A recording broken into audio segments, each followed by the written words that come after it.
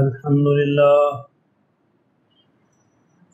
لله نحمده ونستعينه ونستغفره ونؤمن به ونتوكل عليه ونعوذ بالله من شرور أنفسنا ومن سيئات أعمالنا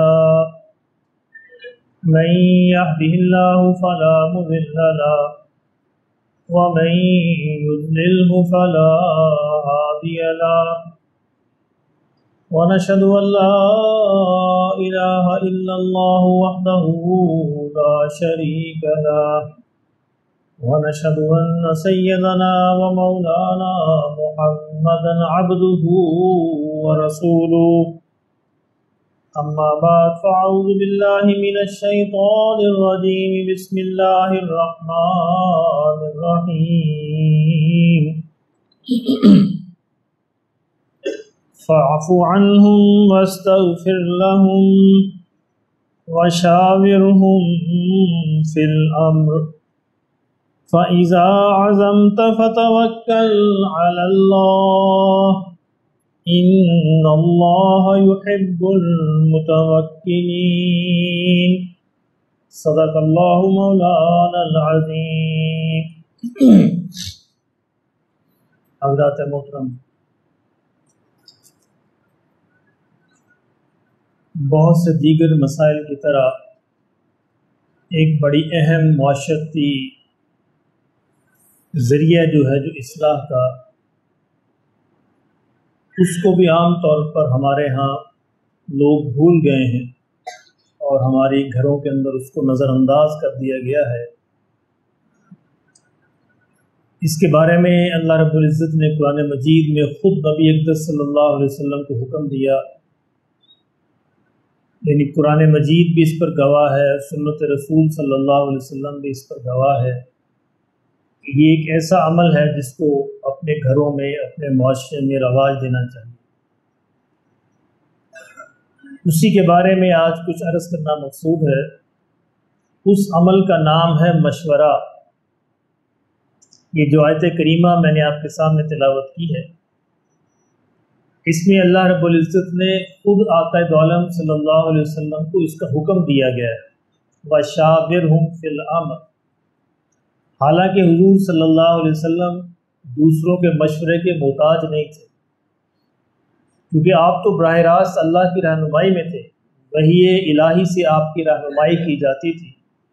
تو آپ اگر مشورہ نہ بھی کرتے تو کوئی حرج نہیں تھا، لیکن امت کو سکھانے کے لیے اللہ نے حکم دیا اور نبی صلی اللہ علیہ وسلم نے ساری امت اس کی پیروی کی ہے اور اس پر عمل کیا ہے، تاکہ امت کو یہ بات سمجھ آئے کہ یہ کس قدر اہم چیز ہے جس سے بہت سارے مسائل حل ہو جاتے ہیں. مشورہ کیا ہے؟ مشورہ اصل میں بہت ساری آراء معلوم کرنا ہے. انسان ایک ہی ہوتا ہے، 2 11 ہوتے ہیں، 3 111 ہوتے ہیں، 4 1111 ہوتے ہیں، ایسے بڑھتا چلا جاتا ہے. تو جتنی بھی آراء آپ معلوم کریں گے اتنی ہی زیادہ آپ کی ذہن کی وسعت جو بڑھتی چلی جائے گی اور آپ کو اس معاملے کے پازیٹیو نیگیٹو دونوں پہلو سامنے آتے چلے جائیں گے اور پھر آپ کے لیے فیصلہ کرنا آسان ہو جائے گا، کیونکہ بعض اوقات کسی معاملے کے کچھ پہلو ذہن میں نہیں آتے، انسان کو معلوم نہیں ہوتے یا اوجھل رہ جاتے ہیں.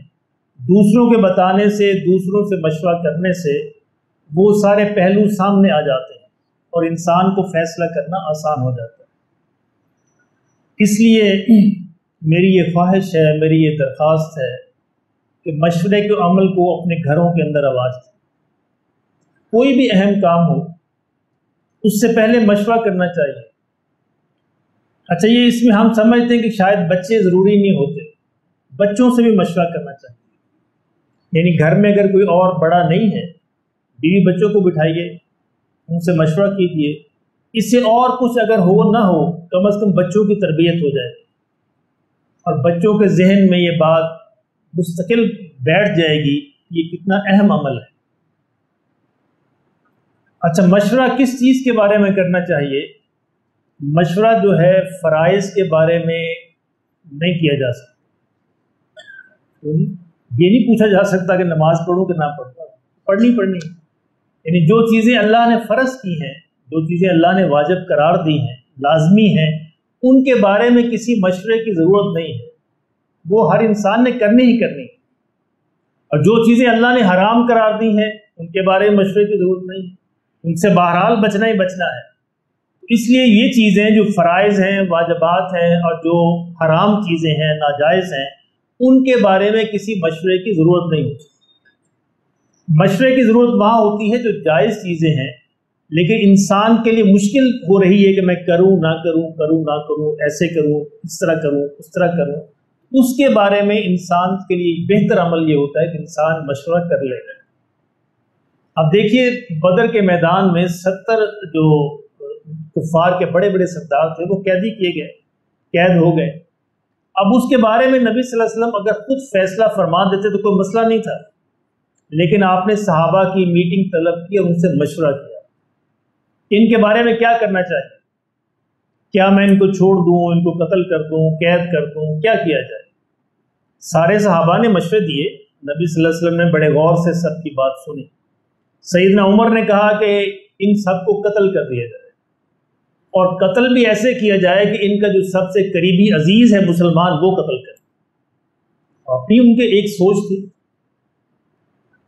اور حضرت ابوبکر صدیق نے مشورہ دیا کہ ان سے فدیہ لے کر ان کو چھوڑ دیا جائے، اور جو فدیہ نہ دے سکے وہ پھر مسلمانوں کو پڑھائیں، تعلیم دیں، یہ ان کا فدیہ ہوگا۔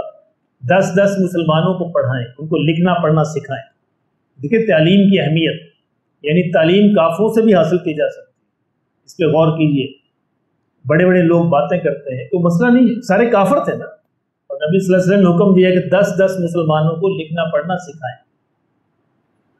اب یہ سارا مشورہ ہوا، مشورے کے اندر یہ طے پایا، حضور کو حضرت ابوبکر کی بات پسند آئی، اور آپ خود بھی آپ کے ذہن میں یہی ہوگا، تو نبی صلی اللہ علیہ وسلم نے یہ طے فرما دیا کہ یہ مشورہ ہے کہ ان جو فدیہ لے کر چھوڑ دیا جائے گا، اور جو فدیہ نہیں دے سکتے وہ 10 مسلمانوں کو پڑھائیں۔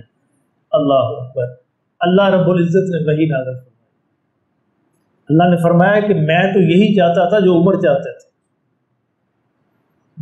یہ ہونا چاہیے تھا، لیکن چونکہ تم نے مشورہ کر لیا ہے اب میری رحمت بھی تمہارے ساتھ ہے۔ مشورہ کا یہ فائدہ ہوتا ہے، یعنی اللہ اپنے فیصلے تبدیل کر دیتے ہیں۔ یعنی اگر انسان نیک نیتی کے ساتھ نیک لوگوں کو بٹھا کے، اپنے بڑوں کو بٹھا کے مشورہ کرے تو اللہ کی رحمت نازل ہو جاتی ہے، اور کبھی غلط بات بھی ڈیسائیڈ ہو جائے تو اللہ اس کے اندر بھی خیر ڈال دیتے ہیں۔ اللہ نے فرمایا کہ ہونا تو یہی چاہیے تھا جو عمر کہتے تھے، لیکن کیونکہ اب تم سب لوگوں نے مل کے مشورہ کر لیا ہے، سورہ توبہ کی آیتیں پڑھیے، اس لیے اب میری جو رائے ہے یہ بھی تمہارے ہی موافق ہوگی، اب تم بھی یہ کرو۔ اس لیے بہت ضروری ہے کہ حضرت تھانوی نے اس پہ عجیب بات لکھی، فرماتے کہ جب تک تمہارے بڑے زندہ ہوں ان سے ضرور مشورہ کیا کرو، اس سے تمہیں یہ رحمت حاصل ہوگی۔ کیا مطلب ہے کہ جب تک اولاد کے لیے ماں باپ زندہ ہوں اس سے ضرور مشورہ کریں، شاگردوں کے لیے جب تک استاد زندہ ہو ضرور مشورہ کریں، مریدوں کے لیے جب تک پیر زندہ ہو ضرور مشورہ کریں، چھوٹے بھائیوں کے لیے بڑے بھائی جب تک زندہ ہوں ضرور مشورہ کریں۔ اور فرمایا کہ جب یہ دنیا سے اٹھ جائیں تو پھر اپنے برابر والے لوگوں سے مشورہ کیا کریں، اور جب یہ بھی اٹھ جائیں تو پھر چھوٹوں سے بھی مشورہ کرنے میں کوئی حرج نہیں۔ تو یہ ہے مشورہ، یعنی مشورے کے بارے میں سب سے پہلی بات یہ ہے کہ انسان اس بات کو دیکھے، یعنی اگر اپنے بڑے نہیں ہیں، ماں باپ نہیں ہیں، دوسرے لوگ نہیں ہیں جن سے مشورہ کیا جا سکتا ہے، تو انسان دیکھے کہ اس جو میری رائے ہے، جو میرا مسئلہ ہے، اس کے بارے میں دیانتداری سے اہم رائے کون دے سکتا ہے، کون اس کا اہل ہے، اس شعبے کا کون ماہر ہے جو مشورہ دے سکتا ہے۔ مثلا اگر مجھے کسی میڈیکل، کسی بیماری کے بارے میں، طب کے بارے میں کوئی معلوم کرنا ہے تو میرے لیے ضروری ہے میں کسی ایسے آدمی سے معلوم کروں جو طب کے بارے میں معلومات رکھتا ہو۔ یعنی مجھے اس کے لیے کسی مستری مزدور سے مشورہ نہیں کرنا چاہیے، اس کے لیے کسی عالم سے بھی مشورہ نہیں کرنا چاہیے۔ یعنی عالم کو کیا پتا میڈیکل کے علم کا، اس کے لیے اسی سے مشورہ کریں جو میڈیکل کا علم رکھتا ہے۔ تو مشورے کے لیے سب سے پہلی بات یہ ہے کہ آپ دیکھیں کہ یہ مشورے کی اہلیت رکھتا ہے، مشورہ دینے کی۔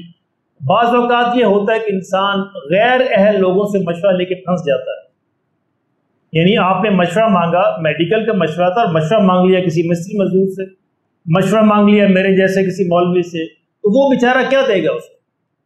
اس لیے اس شعبے کے اہل لوگوں کو دیکھیں کہ اس شعبے کا ماہر کون ہے، اس شعبے کے اہل کون ہے، اس سے مشورہ طلب کیجئے، پھر اس کے مطابق سوچئے، غور کیجئے، پہلی بات۔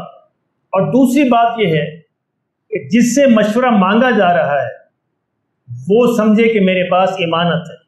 یہ حدیث ہے حضور صلی اللہ علیہ وسلم کی کہ مشورہ ایک امانت ہے، اس کو امانت سمجھ کے دیجئے۔ یہ نہ سمجھیے کہ میں اگر یہ بات کہوں گا تو یہ ناراض ہو جائے گا، یعنی اگر آپ سمجھتے ہیں کہ یہ بات اس کے لیے کرنا مفید نہیں ہے تو بلا تکلف اس کو بتائیے کہ بھئی میرے ذہن میں تو یہ آ رہا ہے، میری عقل میں، میری رائے میں تو یہ آ رہا ہے کہ آپ یہ کام کریں یا نہ کریں۔ میرے پاس بہت سے طالب علم آتے ہیں کہ شوق ہوتا نا ایسے کہ جی میں کتاب لکھنا چاہتا ہوں، اب میں دیکھتا ہوں بیچارہ اس کے اہل ہے بھی کہ نہیں ہے، تو اس کو بڑے پیار سے سمجھاتا ہوں کہ بیٹا یہ تمہارا کام نہیں، یہ تمہارا کام نہیں ہے، لکھنا ایک صلاحیت ہے جو اللہ ہر ایک کو نصیب نہیں فرماتا، تو جس کو اللہ نے نصیب فرمائی اسی کو یہ کام کرنا چاہیے۔ تمہارے لیے اور بہت سے فیلڈ ہیں اور بہت سے شعبے ہیں، تم وہاں پہ کام کرو، اس لیے یہ مناسب نہیں ہے۔ تو اس لیے یہ پہلی بات تو یہ ہے کہ مشورے کے اہل بندہ ڈھونڈیں، اب جب وہ بندہ مل جائے تو وہ بندہ جو مشورہ دے رہا ہے وہ اس بات کو سمجھے کہ مشورہ میرے پاس امانت ہے اور مجھے امانت میں خیانت نہیں کرتی۔ یعنی اگر وہ غلط مشورہ دے دے گا صرف اس کی یعنی دل رکھنے کے لیے یا ایسا نہ ہو کہ وہ برا منا جائے اس لیے، تو وہ امانت میں خیانت کرے گا اور اللہ کے ہاں پوچھو۔ اور دوسری اہم بات ہے اگر مشورہ دے دیا ہے تو پھر اس کو راز میں رکھے۔ یعنی ایک بندے نے کسی سے پوچھا کہ یار میرے ہاں مجھے فلاں بیماری یہ مسئلہ ہے تو میں کیا کروں، اب وہ لوگوں کو بتاتا پھر وہ دیکھے وہ فلاں نے تو بیماری ہے۔ اب یہ اس میں لوگ انجوائے کرتے ہیں، اس کو مزے سے بیان کرتے ہیں۔ یہ انتہائی خیانت ہے، اس کے بارے میں قیامت میں پوچھو، کیونکہ کسی کے راز کو کھولنا نہیں چاہیے۔ جو دنیا میں کسی کے رازوں کو کھولتا ہے اللہ قیامت میں اس کے رازوں کو کھولے۔ آپ سے مشورہ اس نے امین سمجھ کے مانگا ہے، دیانتدار سمجھ کے مانگا ہے، اس بات کو اپنے تک رکھیے اور اس کو دوسروں کو نہ بتائیے، وہ آپ کے لیے ایک راز ہے، آپ کے پاس ایک امانت ہے جس کے بارے میں قیامت میں پوچھو۔ اور اس کو پوری دیانتداری کے ساتھ مشورہ کیجیے، چاہے اس کو برا لگے یا اچھا لگے۔ یعنی اگر آپ کی رائے یہ ہے کہ یہ بات اس کے حق میں ہے تو بتائیے، اور اگر آپ یہ سمجھتے ہیں کہ یہ بات اس کے مخالف ہے، اس کو نہیں کرنی چاہیے، تو بلا تکلف اس کو بتائیے کہ اللہ نے میرے ذہن میں تو یہ بات ڈالی ہے، آپ کو یہ بات نہیں کرنی چاہیے۔ اس میں کسی شرم کی بات نہیں ہے، اور یہ اس بات کو راز رکھیے اور امانت سمجھیے اور دوسروں کو مت بتائیے۔ اور تیسری بات یہ ہے کہ بعض اوقات کچھ مشورے ایسے ہیں کہ جن کے اندر غیبت بھی جائز ہوتی ہے، حالانکہ غیبت بہت بڑا گناہ ہے، لیکن کچھ مشورے ایسے ہیں کہ جن کے اندر غیبت بھی جائز ہوتی ہے۔ مثلا پہلا مشورہ، اگر آپ سے کوئی رشتے کے بارے میں پوچھتا ہے کہ جی میں فلاں بیٹے یا بیٹی کے ساتھ رشتہ کرنا چاہتا ہوں، اور آپ اس خاندان کو جانتے ہیں، اس بچے یا بچی کو جانتے ہیں، تو بلا تکلف بتائیے کہ میں تو یہ علم رکھتا ہوں، میری رائے تو یہ ہے، یہ میری رائے تو پازیٹیو ہے، نیگیٹو ہے، اس میں غیبت ناجائز نہیں ہے، کیونکہ آپ اس کو ایک بہت بڑی تکلیف سے بچا رہے ہیں۔ اور اگر آپ سمجھتے ہیں کہ اچھا ہے تو ضرور اچھا بتائیے، ضرور آپ کو کرنا چاہیے، یہ بڑی اچھی بات ہے۔ اسی طرح اگر آپ کسی کو کسی کے ظلم سے بچانا چاہتے ہیں تو اس کو بھی غیبت میں آگاہ کر سکتے ہیں کہ فلاں بندہ یہ ظالم ہے، اگر یہ معاملہ آپ کریں گے اس کے ساتھ تو آپ ظلم کا شکار ہو جائیں گے۔ تو یہاں دوسرے کو ظلم سے بچانا مقصود ہے، غیبت مقصود نہیں ہے۔ اسی طرح اگر آپ یہ سمجھتے ہیں یعنی پیسے کا لین دین ہے اور کوئی شخص پیسے کے لین دین میں اچھا نہیں ہے، آپ کی اس سے ڈیلنگ ہو چکی ہے 2-4 بار، اور کوئی اور بندہ آپ سے آ کے پوچھتا ہے کہ کیا میں اس سے قرض کا معاملہ کر لوں، کوئی ڈیلنگ کر لوں، تو آپ اس کو بلا تکلف بتائیے کہ میرا تجربہ تو یہ ہے، میرا تجربہ یہ ہے، اب آگے آپ کی مرضی کہ یہ اس معاملے مجھے تو یہ بندہ صحیح نہیں لگتا، یہ غیبت بھی جائز ہے۔ یعنی مشورے میں 3 قسم کے معاملات ایسے ہیں، ایک رشتے کے معاملات ہیں، اور ایک ظالم اور مظلوم کے معاملات ہیں، اور ایک یہ پیسے کا جو لین دین ہے، معاشرت کے جو معاملات ہیں، ان میں اگر آپ کا تجربہ اس بندے کے بارے میں کوئی ہے تو آپ بلا تکلف بتا سکتے ہیں تاکہ دوسرا بندہ نقصان سے بچ جائے، تو یہ بھی ضروری ہے۔ اور تیسری اہم بات یہ ہے کہ مشورہ جو ہے اس پر عمل کرنا فرض نہیں ہوتا، یعنی مشورہ لیا جائے یہ سنت عمل ہے، اللہ کا حکم ہے قرآن مجید کے اندر بھی، لیکن جو بندہ مشورہ لے رہا ہے اس کے لیے ضروری نہیں ہے کہ وہ کسی کے مشورے پہ عمل کرے، وہ اپنی رائے بھی رکھ سکتا ہے، اور جو مشورہ دے رہا ہے اس کے لیے ضروری ہے کہ وہ ناراض نہ ہو۔ ہمارے ہاں یہ بھی ایک رواج ہے، اور لو جی میں تو فلاں گل کہتی انہوں کی مشورہ دینا، یہ تو میری گل مانتا ہی نہیں، یہ غلط ہے۔ جب مشورہ مانگے تو اللہ کا حکم سمجھ کے اس کو دیجیے، سنت رسول صلی اللہ علیہ وسلم سمجھ کے اس کو مشورہ دیجیے۔ اب اس کے ذمے نہیں ہے کہ آپ کے بات کو مانے، لازمی نہیں ہے، مان لے بڑی اچھی بات ہے، نہ مانے تو اللہ نے اس کے ذمے نہیں کیا۔ 2 4 5 6 آراء اس کے سامنے ہیں، اب خود اس نے اپنے ذہن سے سوچنا ہے کہ مجھے کون سی رائے بہتر لگتی ہے، وہ کسی بھی رائے پر عمل کر سکتا ہے، لیکن جو مشورہ دے رہا ہے اس کو ناراض نہیں ہونا چاہیے۔ اس کے لیے بڑا ایک اہم واقعہ ہے آقا دو عالم صلی اللہ علیہ وسلم کی زندگی میں، وہ سن لیجئے، اس سے بڑے مسائل نکلتے ہیں۔ ایک صحابی ہیں بریرہ، جن کا نام ہے بریرہ رضی اللہ تعالیٰ عنہ، یہ پہلے کنیز تھی، باندی تھی کسی کی، اور اس کے مالک نے ان کا نکاح کر دیا کسی اور شخص کے ساتھ، مغیث ان کا نام تھا، نکاح ہو گیا۔ اب باندی کی مجبوری یہ ہوتی کہ وہ نکاح سے انکار نہیں کر سکتی، اگر مالک جو ہے وہ اس کا نکاح کر دے، وہ نکاح ہو گیا۔ اب کچھ عرصے کے بعد مالک نے انہیں آزاد کر دیا۔ جب انہیں آزاد کر دیا، اب شرعی مسئلہ یہ ہے کہ آزاد ہونے کے بعد باندی اپنا نکاح ختم کرنے کا اختیار رکھتی ہیں، شریعت نے بڑے حقوق دیے ہیں۔ اب جب انہوں نے دیکھا کہ مجھے اس نکاح کے ختم کرنے کا اختیار حاصل ہو گیا ہے، انہوں نے فیصلہ کیا کہ میں یہ نکاح ختم کرنا چاہتا ہوں۔ اب ان کے خاوند کو بڑی محبت تھی ان کے ساتھ، مغیث ان کا نام تھا، اور انہوں نے کہا بڑی منت سماجت کی کہ تم یہ نکاح ختم نہ کرو۔ تو نہیں، میری مرضی ہے، شریعت نے مجھے یہ حق دیا ہے تو میں یہ ختم کرنا چاہتا ہوں۔ حضرت ابن عباس کہتے ہیں کہ مجھے وہ منظر یاد ہے کہ جب مدینے کی گلیوں میں بریرہ آگے آگے ہوتی تھی اور مغیث اس کے پیچھے منتیں کرتے جاتے ہوتے کہ یا خدا کے لیے یہ نکاح ختم نہ کرو، تم ختم نہ کرو۔ تو نہیں کہ میں تو ختم کرتا ہوں۔ تو مغیث نے کہا کہ اچھا میں رسول اللہ صلی اللہ علیہ وسلم کے پاس جاتا ہوں۔ وہ حضور صلی اللہ علیہ وسلم کے پاس حاضر ہوئے کہ یا رسول اللہ صلی اللہ علیہ وسلم، مجھے تو بریرہ سے بڑی محبت ہے اور میں تو چاہتا ہوں کہ یہ میرے پاس رہے، لیکن وہ نکاح ختم کرنا چاہتا ہوں۔ حضور نے کہا اچھا میں پوچھتا ہوں۔ نبی صلی اللہ علیہ وسلم نے حضرت بریرہ کو بلایا اور ان سے کہا کہ میرا مشورہ تو یہ ہے کہ یہ نکاح نہ ختم کرو تو اچھی بات ہے۔ اللہ اکبر۔ سیدہ بریرہ نے کہا کہ آپ یہ فرمائیے آپ کا یہ مشورہ ہے یا حکم؟ حضور نے فرمایا کہ نہیں بریرہ میرا یہ مشورہ ہے۔ تو کہا کہ پھر تو میں نہیں مانتا۔ یعنی حضور کے منہ پہ بات کر، اس سے بڑی بات کیا ہو سکتی؟ شرعی حکم بھی واضح ہو گیا۔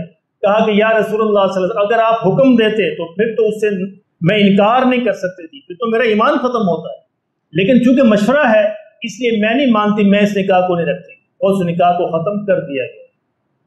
اس سے کیا حکم نکلا کہ مشورہ جو ہے مشورہ ہی ہوتا ہے، اس کو ماننا لازمی نہیں ہوتا، وہ حکم کے درجے میں نہیں ہوتا۔ یعنی نبی صلی اللہ علیہ وسلم کے مشورے کو رد کیا جا سکتا ہے، اس سے بڑی بات کیا ہو سکتی ہے؟ اور حضرت بریرہ نے اس بات کو بڑا امت کے لیے واضح کر دیا، حضور سے بڑا واضح سوال کیا کہ یا رسول اللہ صلی اللہ علیہ وسلم مشورہ ہے یا حکم ہے؟ حکم ہے تو لازمی مانوں گی، پھر تو کوئی مجال نہیں ہے انکار کی، لیکن مشورہ ہے تو پھر میں نہیں مانتی، میری مرضی، آپ نے مجھے اختیار دیا ہے، میں نہیں مانتی۔ اس لیے میرے محترم دوستو، اگر آپ کے بڑے جو ہیں، ایک بڑا اہم مسئلہ ہے، آپ کے ماں باپ ہیں، بڑے ہیں، استاد ہیں، کوئی بھی کسی کی اعتبار سے بڑا ہے، اگر آپ کو کوئی بات کہتا ہے تو یہ بڑی اہم عقل کی بات ہوتی ہے، اس کو سمجھیے کہ وہ بات مشورے کے طور پہ کہہ رہا ہے یا حکم کے طور پہ۔ یعنی اگر والدین مشورے کے طور پہ کہہ رہے ہیں تو ٹھیک ہے، آپ رد کر سکتے ہیں، لیکن یہ سمجھنا، والدین کی منشا کو سمجھنا، یہ بچوں کے لیے بڑا اہم ہوتا ہے۔ بچے اس بات کو نہیں سمجھتے کہ والدین جو مشورے کی ٹون میں بات کر رہے ہیں یا حکم کی ٹون میں بات کر رہے ہیں۔ اگر تو حکم کی ٹون میں بات ہو رہی ہے تو پھر رد نہیں کی جا سکتی، اگر مشورہ ہے تو پھر اس کو رد کیا جا سکتا ہے۔ تو اللہ ہمیں اس کی سمجھ نصیب فرما دے۔ تو میں یہ عرض کر رہا تھا، تو مشورے کے بارے میں ماننا لازمی نہیں ہوتا، مشورہ کرنا ضروری ہے، ضرور کرنا چاہیے، جو اللہ کا حکم بھی پورا ہوگا اور رسول اللہ صلی اللہ علیہ وسلم کی سنت بھی پوری ہوگی۔ لیکن اگر آپ سمجھتے ہیں کہ مجھے یہ صحیح مشورہ نہیں ملا تو آپ اس کے خلاف بھی کر سکتے ہیں، اور جو مشورہ دینے والے ہیں ان کو چاہیے کہ وہ ناراض نہ ہوں، جس طرح رسول اللہ صلی اللہ علیہ وسلم ناراض نہیں ہوئے، حضور صلی اللہ علیہ وسلم سیدہ بریرہ سے ناراض نہیں ہوئے، آپ بالکل اپنے خوش دلی سے کہا کہ ٹھیک ہے تمہاری مرضی ہے، اور آپ نے ان کو نکاح ختم کرنے کی اجازت دی۔ اچھا، مشورہ جو اپنے سے چھوٹوں سے بھی لیا جا سکتا ہے، یعنی اگر چھوٹے آپ سمجھتے ہیں کسی فن میں ماہر ہیں، کسی علم میں ماہر ہیں، تو اس سے مشورہ کرنے میں کوئی حرج نہیں. اور مشورہ بیویوں سے، عورتوں سے بھی لیا جا سکتا ہے. یہ بھی ہمارے ہیں کہ ایک بڑا غلط رواج ہے اور بڑی کہاوت ہے کہ جی عورتوں سے مشورہ نہیں کرنا، بیویوں سے مشورہ نہیں کرنا. اللہ اکبر، حضور اقدس صلی اللہ علیہ وسلم نے خود اپنی بیوی سے مشورہ کیا. وہ بھی واقعہ بھی سن لیجئے. صلح حدیبیہ کے موقع پر جب نبی صلی اللہ علیہ وسلم تشریف لے گئے اور لمبا واقعہ، کفار نے آپ کو روک دیا اور پھر صلح کے سارے معاملات ہوئے، وہاں پہ کچھ ایسی شرائط طے ہوئیں جو مسلمانوں کے خلاف تھیں، مسلمانوں کے حق میں نہیں تھی. یعنی یہ محسوس ہو رہا تھا کہ مسلمان دب کر صلح کر رہے ہیں اور نبی صلی اللہ علیہ وسلم کی بات مانے جا رہے تھے، کیونکہ اللہ کا حکم تھا. اللہ کا حکم تھا کہ ایسے ہوگا اور حضور بات مان رہے تھے. صحابہ کو معلوم نہیں تھا اور صحابہ آپس میں تل ملا رہے تھے کہ حضور دب کر صلح کیوں کر رہے ہیں، کہ ہم 1400 لوگ ہیں، ہم لڑ سکتے ہیں، ہمارے لیے کوئی مسئلہ نہیں، ہم مر جائیں گے، کٹ جائیں گے. لیکن آقا دو عالم ان کی ساری باتیں مانے جا رہے تھے اور صحابہ بڑے پریشان تھے کہ کیا کریں، آپ کیوں انکار کیوں نہیں کرتے. ان میں سے ایک بات یہ تھی کہ ہم یہ عمرہ نہیں کرنے دیں گے، آپ واپس جائیں، اگلے سال آئیں. اگلے سال آئیں تو پھر ہوگا. یہ ظاہر ان کا ہاتھ اوپر تھا اور مسلمانوں کے نیچے تھا. حضور نے یہ بات بھی مان لی اور صحابہ سے کہا کہ ہم واپس جائیں گے، عمرہ نہیں کریں. حالانکہ سارے عمرے کے لیے نکلے تھے. آپ سارے صحابہ سے آپ نے کہا کہ تم اپنے احرام کھول دو، ہمارا عمرہ تمہیں ثواب مل گیا، تم احرام کھول دو، ہم مکہ نہیں جائیں گے، یہیں سے واپس جائیں گے. اور اپنے سر جو ہے ان کا حلق کرا دو، یعنی بال منڈوا دو. عمرے کے بعد بال جو حلق کروائے جاتے ہیں. اب سارے صحابہ خاموش، یعنی اس قدر غصہ تھا ان کی طبیعت میں، اس قدر ناراضگی تھی، پریشانی تھی. اب یہ پہلا اور آخری موقع تھا حضور کی زندگی میں کہ جب حضور کی بات کو سن کر صحابہ خاموش، عمل نہیں کر رہے. اب حضور صلی اللہ علیہ وسلم پریشان ہیں. پھر کہا کہ لوگوں اپنے احرام کھول دو، اپنے بال منڈوا دو، ہمارا عمرہ ہو گیا. سارے ٹس سے مس نہیں ہو، خاموش. حضور صلی اللہ علیہ وسلم اسی پریشانی میں اپنی بیوی ام سلمہ رضی اللہ تعالیٰ عنہ ان کے پاس تشریف لے گئے. ان کا خیمہ تھا، ان کے پاس تشریف لے گئے اور ان سے سارا معاملہ آپ نے بیان کیا کہ یہ معاملہ ہوا ہے. یہ پہلی دفعہ میں حیران ہوں کہ میرے صحابہ میں سے کوئی بھی نہیں ہل رہا اور کوئی بھی سر نہیں منڈوا رہا، کوئی بھی احرام نہیں کھو رہا. تو حضرت ام سلمہ رضی اللہ تعالیٰ عنہ نے کہا کہ یا رسول اللہ صلی اللہ علیہ وسلم، میرا مشورہ تو یہ ہے، آپ یوں کریں، آپ خود جا کر اپنا احرام کھول دیں اور خود جا کر اپنے بال منڈوا دیں. اور جب آپ خود پریکٹیکلی یہ عمل کریں گے تو پھر مجھے کبھی امید ہے کہ صحابہ پیچھے نہیں رہے. حضور صلی اللہ علیہ وسلم نے کہا کہ ام سلمہ تم نے بڑا اچھا مشورہ دیا. اور آپ صلی اللہ علیہ وسلم تشریف لے گئے اور آپ نے خود اپنے بال جو ہے منڈوائے اور اپنا احرام کھول دیا. جب صحابہ نے یہ منظر دیکھا تو پھر کوئی بھی نہ رہ سکا. 1400 کے 1400 لوگوں نے اپنے احرام کھول دیے اور بال منڈوا دیے. تو یہ ہے. اب ام سلمہ کا درجہ حضور کے برابر تو نہیں ہے، کہیں نیچے ہے. حضور تو حضور ہے صلی اللہ علیہ وسلم، لیکن آپ نے اپنی بیوی سے بھی، ایک عورت سے بھی مشورہ لیا. تو ضرورت جب کوئی ضرورت پیش آئے تو چھوٹوں سے بھی، اپنے برابر والوں سے بھی، عورتوں سے بھی، بیویوں سے بھی، بچوں سے بھی، سب سے مشورہ لیا جا سکتا ہے.